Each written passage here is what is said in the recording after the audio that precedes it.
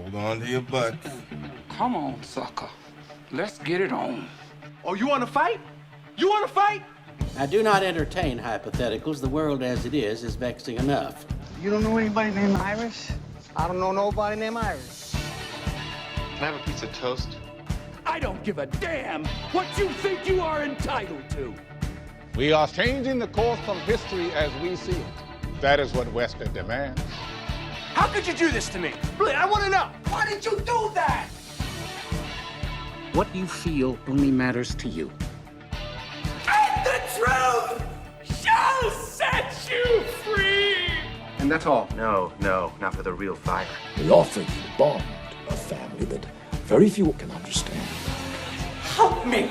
Help you. And don't do drugs. Or Whatever Movies with Wesley and Iris. What do I say? What up? What up, and welcome to Or Whatever Movies. I'm your co-host Wesley, and I'm here with my older brother. Your what? And today we are talking about 1979 Ridley Scott's Star Beast. Star Beast? Is that like the caffeinated version of Alien? It's the original title for Dan O'Bannon's script. No way. Star Beast? Yep. That's pretty epic. I think that should be resurrected. Wait, didn't they do Alien Resurrection? They did. There's a multitude of Alien titles. Yeah, can you just recap them for me, please? Because I can't keep them all straight in my head. Alien, first and foremost. Aliens, James Cameron. My guess is for most people the canon ends right around there. Alien 3, directed by David Fincher. Alien Resurrection by Jean-Pierre Jeunet, who was previously the director of Amelie, and that one was written in part by Joss Whedon of Buffy fame. We had, there was talk of an Alien 5 done by the guy who did District 9, Neil Blomkamp, and that was in development for a while until Ridley Scott was like, you know what, I kind of want to keep going with this whole prequel thing, because Ridley Scott, director of Alien, went back in and did Prometheus, met with mixed reactions and reviews, and persisted and forged ahead, and we got Alien Covenant. And so there's talk of one more as to whether or not he will make that, given the kind of negative reaction to both Prometheus and Covenant, and their sort of different takes and direction changes in the Alien universe. We'll see if that ever happens. But sadly, it looks like Neil Blomkamp's Alien 5 isn't going to happen, and that was going to feature the return of Ripley and another character that maybe would, in a Terminator Dark Fate sense, kind of erase some of the subsequent events and just kind of pick up as a direct sequel to Aliens. Dude, this is like your jam. Yeah. So in context, it's 1979. Yep. I'm not even born, so this is your territory. Go. Yeah, you know, it was me. I was toddling around at 3 years old. This is 2 summers after Star Wars hit in a big way. Sci-fi was all the rage behind the scenes in Hollywood. Everybody was jumping on and trying to fast track their best sci-fi scripts, and in some cases, their only sci-fi script, which is how Star Beast got rushed into production. Dan O'Bannon, who wrote the script, put together 2 elements. One was, this is basically a space truckers kind of script, and he mixed that with a World War II airplane, cargo plane besieged by gremlins idea that he had, and created what essentially became the Alien script. And he changed the title because he didn't love Star Beast. Obviously, there's a direct connotation with Star Wars there, but he found that the word alien recurred so thoroughly and often in the script that he changed it up, and thankfully he did. So it starts with the script, and then when did Ridley Scott get involved? Fairly late in the game, but he was instrumental, certainly. But he went to the studio, and they gave him a budget of, I think it was $4.2 million, which is no small thing. He went back to the drawing board, quite literally, came back with this massive array of storyboards, which he basically storyboarded from top to bottom. The studio was so impressed that they doubled the budget to $8.4 million. That's a pretty sizable sum in 1980. And so, so they were off to the races. And I think one of the key reasons is because they were working with a person that Ridley Scott called, in his entire career, only one of 2 true originals that he encountered. And that was H.R. Giger, artist, and his designs were unlike anything pretty much anyone had ever seen. His designs of the alien creature. Yes. So the alien was based on his painting, Necronomicon 4. So strikingly different from any kind of the sort of faux, creepy, cutesy, googly-eyed, spaceman from Mars kind of vibe, that it was just, I think the creature design and the execution is what makes Alien what it is. To this day, there's nothing comparable in creation. There may be imitators, there may be evolutions of the xenomorph, but I don't think anybody had seen anything like it then or since. The alien life form is called a xenomorph? A xenomorph. Which means, what did he call it? What did Ash call it? A perfect... The perfect organism. And there's been a tremendous amount of backstory and lore created around the alien, origins and things. But essentially, it is the perfect killing machine, unfettered by remorse, and really hard to kill on top of that. Yeah, so resilient. I picked up stuff about it recreating a silicone outer layer, and it has its acidic blood, and it grows really fast from an egg to a massive 12-foot killing machine in 2 days. Something like that. The growth is seriously exponential.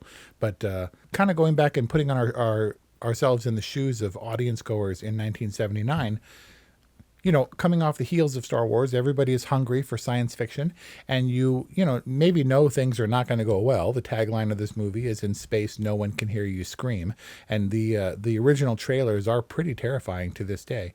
But you go and you see a little tiny thing jump out of an egg and latch onto Kane's face, and you're like, "Oh, that's a kind of a scary little raccoon-looking alien thing." Raccoon, starfish, alien, free mask. Yeah, raccoon, free mask. Alien vagina thing. and then it appears to die, and then a little thing which is like a blood-covered worm thing with silvery teeth pops out, and you're like, "Oh, that's a scary little alien magumbo little guy." And then that's the most oft recreated scene, right, for parody, right? And for whatever. And John Hurt actually recreated that scene himself in Spaceballs. That's worth looking up on YouTube. If you haven't seen Spaceballs, you suck. But don't deride our audience. We love you. Yeah, we love you. You suck. Go see Spaceballs. You suck because we love. You should really see these movies.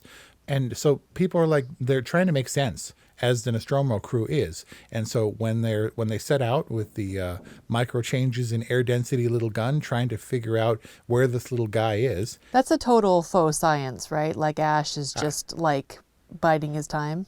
I don't know that Ash knows exactly what it is at that moment either. But, one of Ripley's lines later on was micro changes in air density my ass. So, yeah, probably pretty wonky science. But they're looking for this thing. And I think for the Nostromo crew for sure, and for the viewing audience, they had no idea what to expect. So you watched the Alien director's cut, right? Yeah. And Brett has the unlucky job of searching for this thing and searching for Jonesy the cat, and goes into the room with all the chains. Did you note the xenomorph in full form hanging among the chains? No. So if you watch the director's cut, way up high before Brett is taken, the full form xenomorph is kind of in a fetal position, hanging in the chains in full view. But because nobody has any association for it, because nobody knows that this little guy is evolved into this massive killing machine, it doesn't register until after the fact. It's right in front of you. And this little guy that we're looking for, the size of a cat, becomes so much more than that. Say that rhymes. Poet and didn't know it. So the key to this film is suspense. And the suspense hinges largely on the fact that this is a somewhat new genre and that we have no idea what to expect from the alien life form. Right. We are learning as they learn, and we are trapped as they are trapped, and moving toward a climax that we can't foresee. We don't know a lot of these people. Sigourney Weaver was a total unknown at the time. No way. Tom Skerritt maybe was the anchor. Certainly you had Harry Dean Stanton, who was a veteran actor, but nobody major, and no major stars anchoring this movie. Tom Skerritt was Dallas? Yep. So any one of them, or all of them, were expendable, certainly. At the time, we didn't even know who Bilbo was. Bilbo Baggins? Yeah. The Hobbit? Ian Holm as Ash was Bilbo in the Lord of the Rings movies, not in the subsequent Hobbit movies. Oh. Can I say that I think that I may not have seen this in its entirety before? Oh, no. So if we time it correctly, this episode will land really close to a couple days ahead of Alien Day. What's Alien Day? Well, that planetoid where they responded to the distress signal would ultimately develop in aliens to be referred to as LV-426. So on April 26th is designated Alien Day. Do you have And any as a matter of idea how much of a nerd how you dorky got sound? it? Last year was, the 40th anniversary of Alien. Why April 26th? LV-426, the planetoid designation by the military in Aliens. God. Oh my God. You're apparently not the only nerd. Nope, there's lots of them, which is why this movie endures as a classic over 40 years. It blurs the line between sci-fi and horror, but it stands up there as one of the scariest movies ever made. Yeah. And you have to appreciate it for what it is as an adult.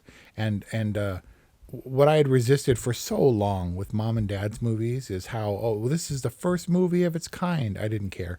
And now as an adult, I do kind of embrace what's different about Alien and how it stands up and what its successes and failures are 40 years on. It's not a perfect, faultless movie. It was a relatively low budget movie that just sticks with people. And again, I think it's because of the alien design in particular and how viscerally terrifying it is. It feels pretty flawless to me, and I think I relate to the characters because they behave very logically and scientifically.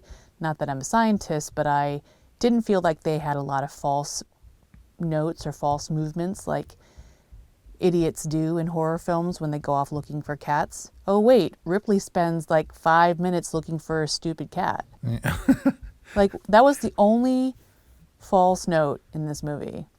That someone so commanding...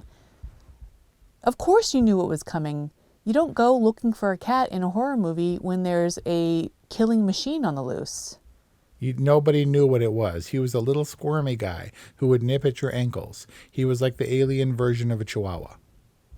But Homeboy goes up into the air vents and then disappears without a trace.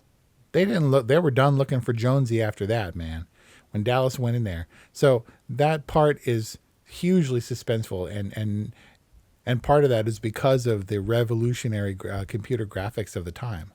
The little beepy dot, man, how cool was that? Yeah, the beepy dot. So, but so suspenseful, even in its minimalism.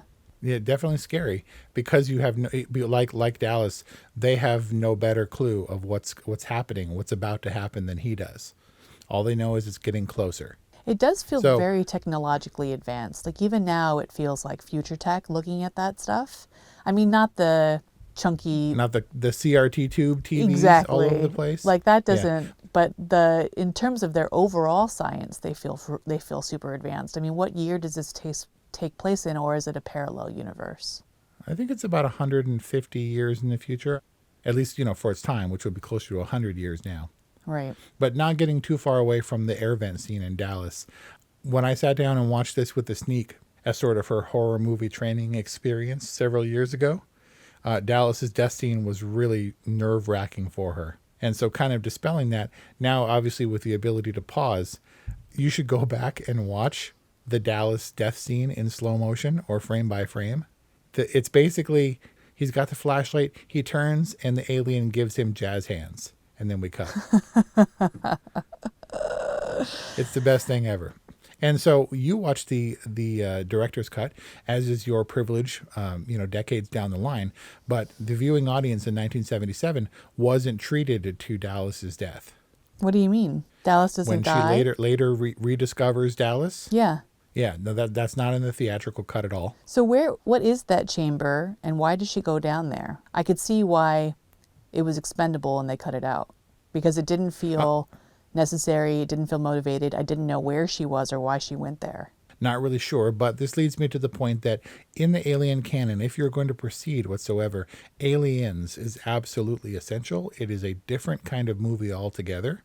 But Aliens as a companion drastically expands, I don't know about improves upon, but expands some of these themes where even the stuff that we didn't get to see in the theatrical cut of Alien is revisited and sort of explained. Worthy successor, but a completely different movie. Does it pick up where Alien left off with Sigourney Weaver returning to Earth? It does, technically speaking. Again, I would also watch that director's cut. There's a strange confluence of factors which I think contributed to Alien, and it's rich enough so that it definitely can be expanded.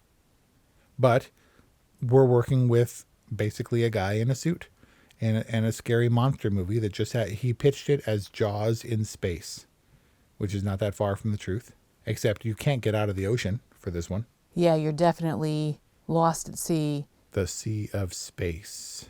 They had such a unique creature design that they needed someone who could be equally unusual looking in the suit. They found this kid, this artist, in a pub somewhere, and he was 6'8", 6'9", like an NBA player, but really skinny. Combine that with Geiger's design. Don't show a tremendous amount of him, but keep him sort of shrouded in mystery, like Bruce in Jaws. Bruce?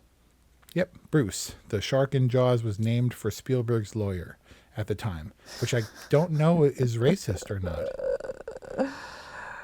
So does this qualify as a cat and mouse movie, even though the cat is one of the mice? Initially, it's definitely Monster in the House. I think Alien stands as a sheer horror movie about the non-human, non-navigable presence. You can't anticipate or formulate a plan of attack against an enemy who's entirely alien and foreign. You have blue-collar, hard-working people, and some of them scientifically inclined, for sure, that have to sort of band together and as their only defense. And when the herd defense fails and they're on their own, they turn to the only thing that they can manipulate, which is their familiar human environment, to throw everything at the wall to try to find something to stop this unstoppable, unkillable creature. One of the most terrifying video games I've ever played was Alien Isolation. And spoiler, that alien cannot physically be killed. And so you basically spend your time creeping around this massive ship. And when the alien comes, you better hide or get out of the way, because if it sees you, you're dead. And it's terrifying knowing that you don't have a choice, that you don't have a chance against this creature. You have to rely on your resources and the things you do to avoid being killed, but it's just the unstoppable force. Right. So it's human resilience and the triumph of the human mind? I suppose so. And just innate claustrophobic terror. Yeah, I and mean, darkness. Yeah, not only are they cornered, not only are they holed up with this creature, but they're in space. No escape. But viscerally, despite having grown up with this movie, when you know what's coming, I still find this movie scary on a very basic hunter-prey premise. Hunt or be hunted? Yep, but I think its stamp on American cinema is indelible. What do you say to people now if they're like, Alien, never seen it? I would say that I think it's kind of impossible to not understand the concept of a face hugger or a chest burster. Because it's such a part of pop culture? Yeah, it can't be avoided, but so in that way you have to watch it with the 1979 context. You have to understand that at the time, nobody understood what was happening. They thought maybe the face hugger was the alien, and okay, the alien got him. Oh, now there's a chest burster, and now there's a little guy with teeth running around, and then it becomes a xenomorph, and that stage of progression was something nobody anticipated. No, as a matter of fact, the cast of Alien never got a chance to see Badejo in the alien costume until it was time to film their scenes with him. When Jonesy emerges and Brett is trying to pick him up, they kept a dog on set, a German Shepherd, and they had him behind a blind so that the cat kind of came out to be picked up, and then they removed the blind so he was face to face with a dog, and he started hissing, and that was his reaction to seeing the alien on film. Does that make sense? Man, was that creepy to watch Brett's death play out on the cat's face. Yeah, so that was essentially what they did to the cast. They had no context for what they were going into or what they were going up against on film. So you got a lot of genuine reactions when Lambert is coated in in Kane's blood during the chest bursting scene. She had no idea that was going to happen. On the extended take, because I think they only did one take of that with 4 cameras, she was sprayed with blood and she threw herself back so violently that her feet came out from under her. And even though her lower half is obscured by a desk, you can see her feet in frame as she falls. Whoa. Yeah, they were, Yaphet Kotto, who plays Parker, was told to antagonize Sigourney Weaver on the set, off camera, Oh my so God. that there would be visible tension. He does not shut up about that bonus. Yeah, so it's kind of a Kubrickian style approach to filmmaking, where the actors had to undergo kind of a rigorous, intense, emotional process in the same way that the viewer ultimately would. Wasn't an easy shoot, I don't imagine. And even though they were probably on the studio lot, the sets were probably fairly confined and claustrophobia inducing. So in that way, you have to consider the context of this movie as it was released in 1979. And sure, it may not be as explosive or as much as a surprise to a virgin viewer in 2020 or beyond, but definitely some great things to experience if you can get past the tropes that this movie established. And it is not fair to judge this movie based on those tropes in retrospect, if that makes sense. Nope. If you're so used to seeing the alien burst out of the chest, you can't fault Alien's chest burster scene for being unoriginal. Oh, right. Because at the time it was completely unanticipated. Yep, and no one knew what was happening, and it was horrifying. So that Still, scene stands. even anticipating it, even knowing it was going to happen, it was terrifying. It's a terrifying concept. Yeah, I think the sort of claustrophobic aspect that you were talking about really works, where you can't see around every corner, where there's no open expanse, where you would fight the alien in like a video game in a boss scene where you can run around behind the crate.